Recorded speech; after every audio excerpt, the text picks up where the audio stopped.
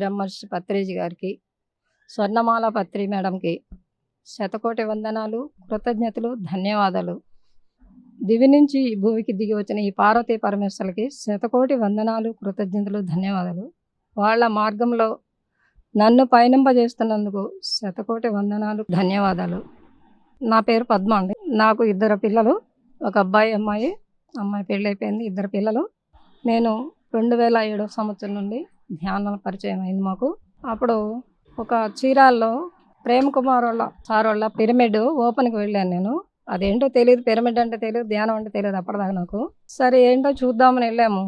వెళ్తే అక్కడ pyramid open చేసిన తర్వాత అది శ్రీనివాసరావు గారు కూడా అప్పుడే పరిచయం మాకు.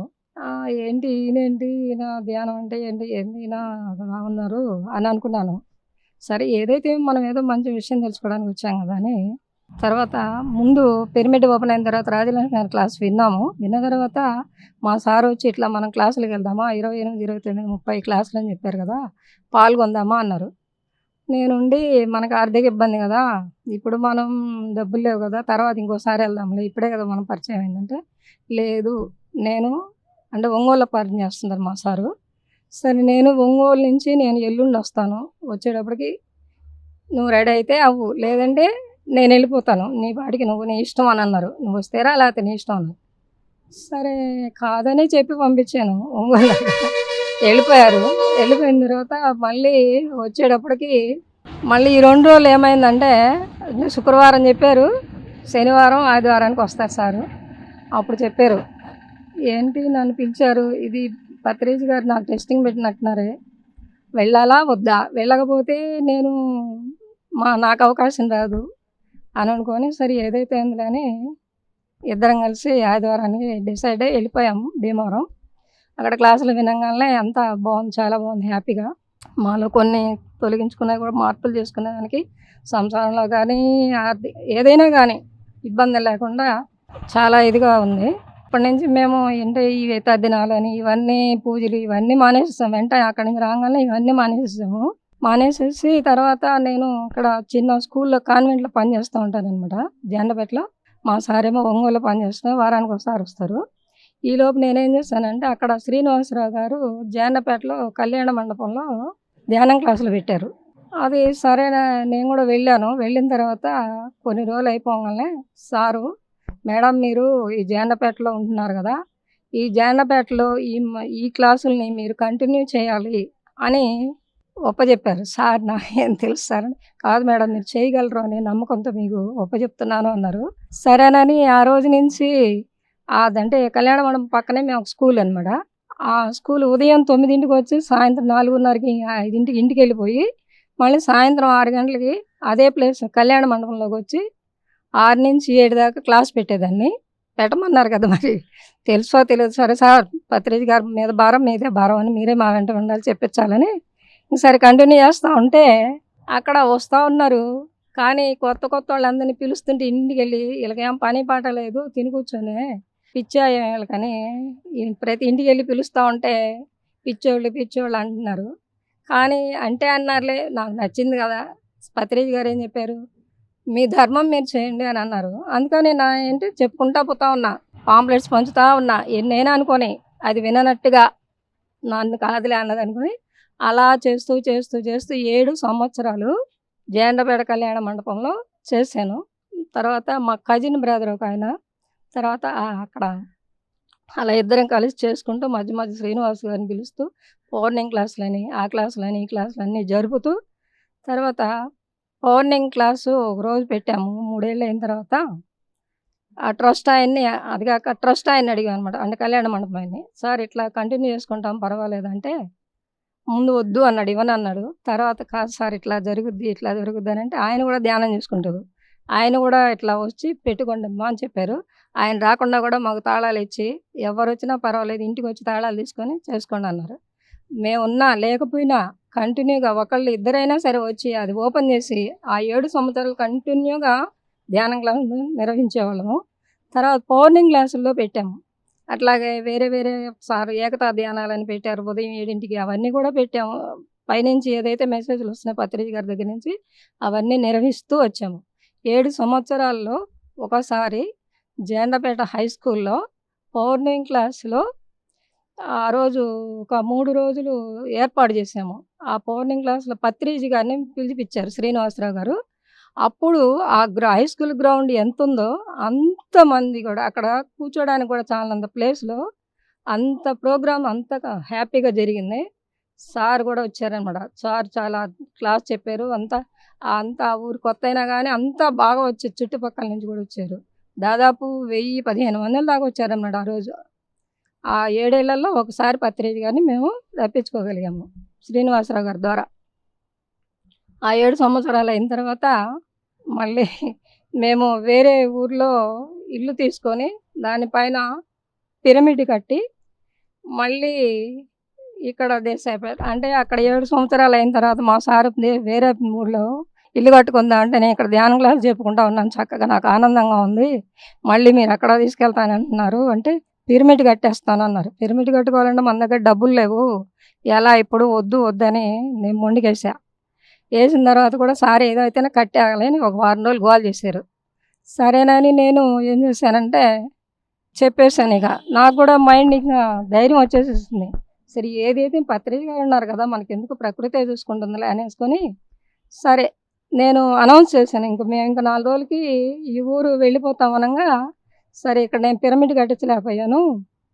ఈ ఊళ్ళో ఒక పిరమిడ్ అంటే మా ఆర్థిక ఇబ్బంది కదా! ఎవరన్నా ఒక పిరమిడ్ అన్నా కట్టిస్తే బావుండని ఎంతో మందిని ఉన్న వాళ్ళ దగ్గరికెళ్ళి అడిగాను.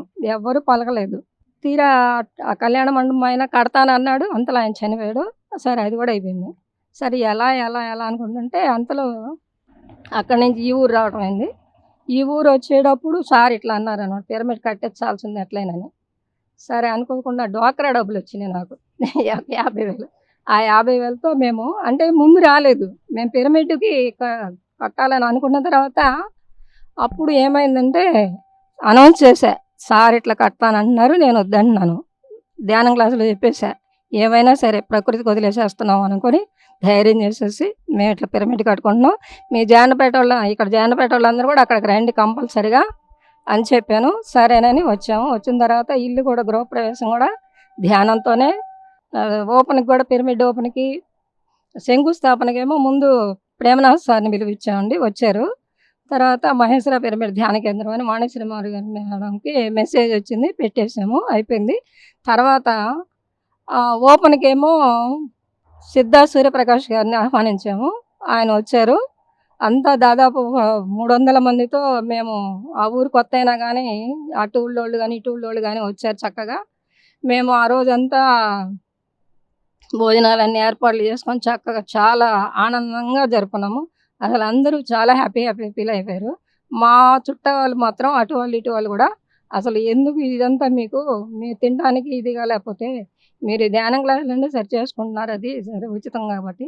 ఇప్పుడు ఇంత డబ్బు పెట్టి పిరమిడ్ కట్టించాలా? ఇంత ఇబ్బందిగా మీకు అవసరమా? అని వాళ్ళు బాహ్యంగా అడిగినా గానీ, మాకు ఏదైనా గానీ మేము పత్రిజీ గారి మీద భారం వేస్తున్నాం. ప్రకృతిలోకి వదిలేస్తున్నాము. కానీ ప్రకృతికి పంచితే మాకు పెంచబడుతుందనేది మేము తెలుసుకున్నాం. ఏదైనా గానీ మన జ్ఞానం గానీ, ఒక డబ్బు గానీ ఏదైనా గానీ మనకు తెలిసింది మనకున్న దానిలో అలా పంచితే పెంచబడుతుందనే ఇది మాకు తెలిసింది. తెలుసుకున్నాం ఆత్మపరంగా. తెలుసుకున్నాం కాబట్టి ధైర్యం చేసి ఇద్దరము పిరమిడ్ కట్టాము. పిరమిడ్ ఓపెన్ చేశాము. ఆ రోజు నుంచి ఈ రోజు వరకు గూడా పిరమిడ్ ఓపెన్ చేసిన దగ్గర నుంచి దాదాపు నేను ఒక సంవత్సరము అక్కడ ఏందంటే మేము పిరమిడ్ కట్టించి వారానికోసారి వచ్చి అద్దెకిచ్చేసి వారానికోసారి వచ్చి క్లాస్ పెట్టేసుకుందాంలే అని అనుకున్నాము. అనుకుంటే అక్కడికొచ్చిన తర్వాత పోవడానికి మనసు ఒప్పలేదు. సరే అప్పటికప్పుడు మళ్ళీ సామాన్లు తెచ్చుకొని ఓ 40 రోజుల నుంచి ఉందాము అని అనుకున్నాం. 40 రోజులు మండల ధ్యానం క్లాసులు పెడితే దాదాపు 100 మంది, 150 మందొచ్చారు. ఆట్లకి చాలా బాగా జరిగేది. 6 నుంచి ఆళ్ళు టైమ్ ఇచ్చారనమాట. అందరూ చేనేత వాళ్ళనమాట. వాళ్ళు మాకు టైమ్ ఇచ్చారు. 6 నుంచి సాయంత్రం 6 నుంచి 7 గంటల దాకా ఆ టైంలో అయితే మేము ఖాళీగా ఉంటామని. సరేనా వాళ్ళ టైం ప్రకారమే మేము పెట్టేసి క్లాసులు నిర్వహిస్తా వచ్చాము. రోజుకి 100 మంది, 150 మంది దాకా వచ్చేవాళ్ళు. ఇక 40 రోజులు అయిపోయిన తర్వాత కూడా ఇక వెళ్ళదలుచుకోక ఇక్కడ కొత్త వాళ్ళు కదా! వెళ్ళి మనం ఇంకా చెప్తా ఉంటే ఇంకా కొత్త వాళ్ళకి చెప్తా ఉంటే ఆనందంగా ఉంది. పాత వాళ్ళు చెప్పిన దానికంటే కూడాని నాలో ఆనందం ఉప్పొంగిపోయి ఒక సంవత్సరం నేను కాన్వెంట్‌లో చేస్తా ఉన్నాను. ఆ సంవత్సరము, ఒక సంవత్సరం, 2 సంవత్సరాలు కాన్వెంట్‌లో మానేసేసి, నేను ఈ ధ్యానం క్లాస్‌కి ఉపయోగిస్తాను. నేను ఉపయోగపడతాను అనేసి పత్రిజీ గారి ఈ యొక్క పయనంలో నేను గూడా భాగస్వామిని అవుతానని, అలా ఒక సంవత్సరం మానేసేసి, 2 సంవత్సరాలు మానేసేసి, రోజు ధ్యానం క్లాసులు పెట్టేవాళ్ళం. మా సార్ ఉండేవాళ్ళు కదా! వారానికి ఒకసారి వచ్చేవాళ్ళు. నేనే క్లాస్ పెడుతూ ఇంటింటికెళ్ళి, ఇంటింటి దగ్గర ధ్యానం ఎవరికైతే బాలేదో అక్కడ చెప్పడానికెళ్తే వాళ్ళకి బాలేదమ్మా అని వాళ్ళు టెస్టింగ్ చేస్తున్నారు నన్ను. సరే ఇదంతా టెస్టింగ్‌లే అనేసి వాళ్ళ చేత బాలేనోళ్ళ చేత ధ్యానం చేయించేదాన్ని. ఇంటికి ఉదయం 9కి వెళ్తే సాయంత్రం ఎన్నింటికి వస్తానో తెలీదు. మధ్యలో తింటానో తెలీదు, తాగుతానో తెలీదు. నాకు ఆ ఆనందం ఉందనమాట. ఆనందమే వేరుగా ఉందసలు. తిన్నది ఇంట్లో ఉన్నదానికంటే గూడా ఇలా తిరుగుతూ కొత్త వాళ్ళకి చెప్తుంటే ఆ ఆనందం, అనుభూతి నాకు లెక్కలేనంత ఇదిగా ఉందనమాట. అందుకని ఎవ్వరి ద్వారా లేదు. ఎవ్వరు ఏమైనా అనుకోని నేను తిరుగుతానే తర్వాత 2012 అప్పటికి కడతాలెళ్ళాలి. భిక్షాటన చేశాము. సార్ పత్రిజీ గారు మాకు అంటే అక్కడ వ్యవస్థాపకులు కావాలి కదా అని మేమేం చేసామంటే ఇక్కడ ఈ దేశాయపేట కొత్త గ్రామం అయినా గానీ ఇక్కడికొచ్చేవాళ్ళు కొంతమంది సహాయ సహకారాలతో మేము భిక్షాటన జోలి బట్టి, పౌడు చెంగులు బట్టి భిక్షాటన చేసాం. ఇంటింటికెళ్ళి ఎంతైనా ఇవ్వని భిక్షాటనకెళ్ళాము. ఆ ఆనందం అసలు ఈ రోజుకి గూడా నేను మైమరచలేను. అలా తిరిగిన భిక్షాటన ఎంతొచ్చిందండి అమౌంట్ 60,000 దాకొచ్చింది. ఆ 60,000 అసలు నేను ఊహించలేదు. ఆ 60,000 తీసుకెళ్ళి కడతాల్లో కట్టేసాము. తర్వాత అట్లా ఆ రోజు నుంచి ఈ రోజు వరకు గూడా తర్వాత 2 సంవత్సరాలయిన తర్వాత స్కూలుకి మళ్ళీ కంటిన్యూ అయ్యాను. ఆ 2 సంవత్సరాలు ధ్యానం నాకు సెలవేయమంటే సారు, లేదు మీరు ఇక్కడ అంటే నాకు కొంచెం గుడ్ విల్ స్కూల్‌లో మీరెళ్తే ఎట్లా మేడం ఇక్కడ మెయింటెనెన్స్ అంతా అని అన్నారు. కాదు సార్ నేను ఏమైనా గానీ నాకు ధ్యానం తర్వాత ఇది అని అప్పుడు చెప్పి ఆళ్ళ చేత రిలీజ్ చేయించుకొని నేను మళ్ళీ వస్తాను ఒక సంవత్సరం అయిన తర్వాత అని వచ్చాను. వచ్చి ఇట్లా తిరుగుతూ ఈ రోజు వరకు గూడా మళ్ళీ తర్వాత 2 ఏళ్ళు అయిన తర్వాత మళ్ళీ స్కూలుకెళ్ళాను. అక్కడ గూడా స్కూల్‌లో గూడా ధ్యానం క్లాసులు పిల్లల చేత చేయించేదాన్ని. అక్కడ పరిసర ప్రాంతం అంటే జాండ్రపేట అనమాట స్కూల్ గూడా. మళ్ళీ జాండ్రపేటలో వాళ్ళందరినీ పరిచయం చేసుకొని మళ్ళీ అక్కడికి ప్రతి దానికి ఇన్వైట్ చేస్తూ మీరు దేశాయపేట వెళ్ళినా గానీ మళ్ళీ జాండ్రపేటొచ్చి మళ్ళీ మీరు మమ్మల్ని మర్చిపోకుండా మమ్మల్ని మీరుంటేనే ఈ జాండ్రపేటలో క్లాసులు బావుంటాయండి. మీరు లేకపోతే ఏందోగా ఉంది అని అక్కడోళ్ళు అన్నా గానీ, నేనున్నా లేకపోయినా మీరు మీ ఆరోగ్యం, మీ ఆనందం మీకు కావాలి గదా! అది చూసుకోండి మీరు. నేనున్నదనేది కాదిక్కడ అని అన్న తర్వాత వాళ్ళందరూ కంటిన్యూగా అవునండి అని అట్లా వస్తా వచ్చారు. ఈ రోజుకి గూడా వస్తున్నారు. మేము 2007 నుంచి 12 వరకు అక్కడ 11 దాకా 12 దాకా జాండ్రపేట గ్రామంలో చేశాను. తర్వాత 2012 నుంచి దేశాయపేట గ్రామం వచ్చాను. ఆ రోజు నుంచి ఈ రోజు వరకు గూడా ధ్యానం క్లాసులు నిరంతరము జరుగుతూనే ఉన్నాయి మా పిరమిడ్‌లో. ఆపలేదు. తర్వాత పిరమిడ్ మాస్టర్స్‌ని పిలిపిచ్చి అప్పుడప్పుడు ఆత్మజ్ఞానం క్లాసులు పెట్టిస్తూ, వాళ్ళకి వచ్చిన వాళ్ళకి టిఫిన్‌లు ఏర్పాట్లు చేస్తూ, అన్నీ చేస్తూ మాకు ఉన్న దానిలోనే చేస్తూ చెందుతున్నాం. ఒక్క పైసా గూడా ఎవ్వరిని మేము సహాయం అడగలేదు. ఆ ప్రకృతే చూసుకుంటుందని మాకున్న దానిలోనే మేము ఏర్పాట్లు చేసుకుంటూ అంతా చాలా చక్కగా నిర్వహిస్తున్నాము. ధ్యానానికి రాకముందు నాకు తలనొప్పొచ్చేది. మోణ నొప్పొచ్చేసేది. ఈ ధ్యాన పరిచయం అయిపోయిన తర్వాత అంటే ఆలోచన ఏదన్నా ఒక చిన్న ఆలోచనొచ్చినా గానీ నేను చాలా బాధపడుతూ ఉండేదాన్ని. దానివల్ల తలనొప్పొచ్చేదో తెలీదు. అన్నాలు తినకుండా, ఏం తినకుండా ఉండేదాన్ని. తర్వాత ఈ ధ్యానానికి ముందు పీరియడ్స్ పోతూ ఇదా ఆపరేషన్ చేయాలి, బ్లీడింగ్ అవుతుంది అనని చెప్పారు. కానీ ఈ ధ్యానంలోకొచ్చిన తర్వాత నమ్ముకున్నాను నేను. సరే ఏది ఏమైనా గానీ ఈ ధ్యానాన్ని నేను నమ్ముకున్నాను. మా వారి ఆరోగ్యం గూడా గ్యాస్ట్రిక్ ట్రబులు, రోజు జ్వరాలు, స్కూలుకెళ్తానే ఉంటాడు. రోజు జ్వరాలు, వారం రోజులు సెలవులు పెట్టి వచ్చేవాళ్ళు. చాలా ఇబ్బంది పడ్డాను. 10 ఏళ్ళు. ఎన్ని చోట్లకెళ్ళినా ఏం లేదంటారు. రూ. 1,00,000 ఖర్చు పెట్టాం. ఏం కాలేదన్నారు. తీరా ఇద్దరము ధ్యానంలోకొచ్చిన వెంటనే ఇవన్నీ మాకు తొలగిపోయినాయి. ముందు ఆరోగ్యం బావుంది. తర్వాత చెప్పాను ఈ ధ్యానం చెప్తుంటే ఆనందంగా ఉంది. ఈ చుట్టాల్లో గూడా కలవాలనిపించట్లేదు అప్పటినుంచి. ఆ బాహ్యం మాటలు గూడా ఇనాలనిపించట్లేదు. నాకు ఇవే వీళ్ళతోనే సాన్నత్యం చేయాలి, ఫ్రెండ్‌షిప్ చేయాలి ఆత్మజ్ఞానంతోనే. ఇదే నచ్చుది. ఈ రోజుకి కూడా నాకు ఈ యొక్క ధ్యానం క్లాసులకొచ్చినప్పుడు, వాళ్ళ ధ్యానం వాళ్ళతో మాట్లాడుతున్నప్పుడు ఎంతో ఆనందంగా ఉంటది నాకు. మళ్ళీ ఇంటికి పోంగాల్నే మళ్ళీ ఆ బాహ్యంగా ఏంటో కానీ సంసారంలో నిర్మాణం ఉండాలి గదా! అది కూడా తెలుసు. అట్లా అప్ అండ్ డౌన్‌లు చేసుకుంటూ ఈ రోజుకి గూడా ఎన్నో ఆర్థిక ఇబ్బందులున్నా గానీ, ఫ్యామిలీలో ఉంటున్నా గానీ రకరకాలుగా ఉంటుంటాయి గదా! అవన్నీ కూడా ఈ ధ్యానం ద్వారానే మేము వెళ్ళబుచ్చుకుంటూ ఈ రోజు వరకు గూడా చక్కగా ఆనందంగా గడుపుతున్నాము. తర్వాత పత్రిజీ గారు నాకు ఎన్ని సార్లు ధ్యానంలో వచ్చి ఏమి ఇబ్బంది లేదు. అంతా బావుంటుంది. అంతా బావుంటుంది. నీ చెయ్యి. కాదు సార్ నాకు కొంచెం భయం సార్ వెళ్ళాలంటే ఇంట్లో నుంచి బయటికి ఎప్పుడు వెళ్ళాలంటే, నీకెందుకు నువ్వు వెళ్ళిపో నీ వెంట నేనున్నానుగా అని అంటారు. అందుకని సరే సార్ మీదే భారం నేను వెళ్ళిపోతున్నాను. ఎక్కడికి తిప్పాలో తిప్పండి. ఏం మెసేజ్‌లు చెప్పాలో చెప్పండి. క్లాసులకు పిలిచేవాళ్ళు. ఏం చెప్పాలో తెలీదు. అక్కడికెళ్తే హాస్టల్ మాస్టర్స్ మీరే చెప్పిస్తారు. మీరేం చెప్పపనిలేదు. మీరెళ్ళిపోండి మేడం మీరు ఒక అడుగు ముందుకేసేయండి రమ్మనంగానే అని అనేవాళ్ళు. ఆ ధైర్యంతో వెళ్తా వచ్చేదాన్ని. ఈరోజు గూడా వెళ్తా ఉన్నాను, ఈరోజు గూడా క్లాసులు చెప్పుకుంటానే ఉంటున్నాము. కరోనా అయినా కానీ ఈ పీఎంసీ ఛానల్ ద్వారా మేము చాలా ఈ సెల్ ద్వారా నేర్చుకుంటూ అన్నీ ఇంకా ఎక్కడెక్కడో తెలియని వాళ్ళవి గూడా తెలుసుకుంటూ, అన్నీ వింటూ ఎంతో ఆనందంగా తర్వాత ఈ ధ్యానంలోకి వచ్చిన తర్వాత మా వారి తరఫున చుట్టాలందరూ గూడా ధ్యానం చేసుకున్నారు. అందరూ ధ్యాన బంధువులయిపోయారు వాళ్ళు గూడా. తర్వాత వాళ్ళు పిరమిడ్‌లు కట్టుకున్నారు కొంతమంది. తర్వాత ఇటు పక్కన నా తరఫున మా పుట్టింటి తరఫున గూడా అందరూ ధ్యానం చేసేవాళ్ళేను అందరూ. చేసిన తర్వాత వాళ్ళు పిరమిడ్‌లు కట్టుకున్నారు మా అన్నయ్య వాళ్ళు. అందరూ ఆ రోజు నుంచి ఈ రోజు వరకు గూడా ధ్యానం చేసుకుంటూనే ఉంటారు అందరూ. మేమందరం ఆత్మజ్ఞాన సాంగత్యంలోనే ఉన్నాము ఈ రోజుకి గూడా.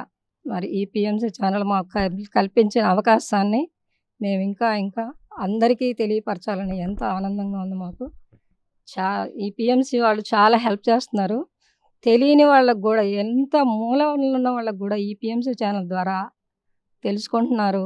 వాళ్ళ అనారోగ్యాలు, వాళ్ళ సమస్యలు తొలగించుకొని ఎంతో ఆనందంగా జీవిస్తూ ఉన్నారు. ప్రతి ఒక్కరు శాకాహారులవుతున్నారు.